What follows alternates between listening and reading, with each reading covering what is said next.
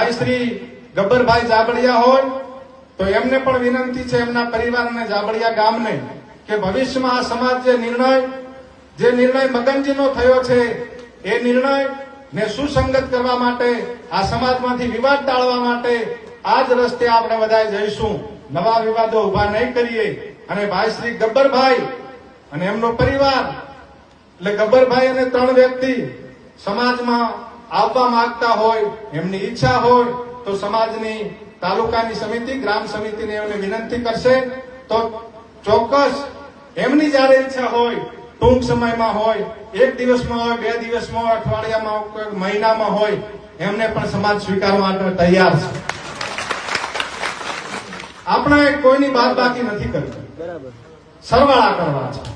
ક્યાંક આકરું વલણ ભાઈ શ્રી ગબ્બરભાઈ, એમના ભાઈ અર્જુનભાઈ, એમને હું સ્ટેજ ઉપરથી જવાબદારી પૂર્વક વિનંતી કરું છું સમાજના દીકરા તરીકે, કે તમે તમારું વલણ સોશિયલ મીડિયામાં પોઝિટિવ રાખો, સકારાત્મક રાખો.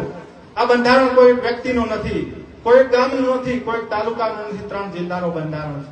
જેટલી જવાબદારી આદરણીય ધારાસભ્ય અમરતજીની છે, લવિંગજીની છે, કેશાજીની છે, ચંદનજીની છે, જેટલી જવાબદારી અલ્પેશભાઈની છે, જેટલી જવાબદારી ગેનીબેનની છે, એટલી જવાબદારી ભાઈ ગબ્બરભાઈની છે. એને પાલન કરવું એ ગબ્બરભાઈની ફરજ છે, આપણી બધાની ફરજ છે.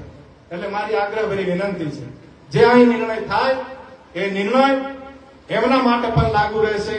આપણે કોઈના બાદ બાકી નથી કર્યા, આપણે સરવાળા કરવા છે. અને હું પરમ કૃપાળુ પરમાત્મા સદારામ બાપા, મા ભગવતી અને ઓગણ બાપાને પ્રાર્થના કરું કે આ સમાજના બંધારણને આવી મીટિંગ ભરવાનો ક્યારેય દિવસ જ ના આવે, કોઈ તોડે જ નહીં.